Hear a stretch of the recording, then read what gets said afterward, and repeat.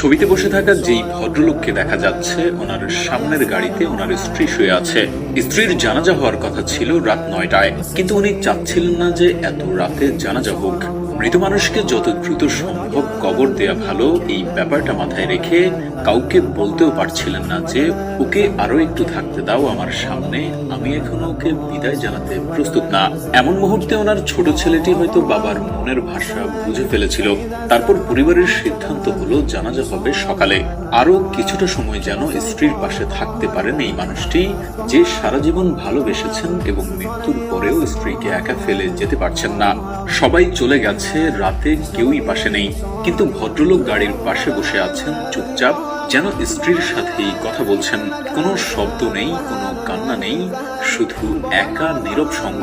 তিনি যেন বলছেন, তুমি নেই জানি, কিন্তু আমি আছি, আমি এখনো তোমার পাশে আছি।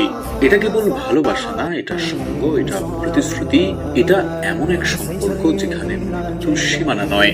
এই ঘটনাটা আমাদের শেখায়, ভালোবাসা মানে শুধু জীবনের সাথী হওয়া না, ভালোবাসা মানে মৃত্যুর পরেও সঙ্গী হওয়া, ছেড়ে না যাওয়া, পাশে থাকার অঙ্গীকার করা। আমরা সবাই জীবনে এমন একজনকে চাই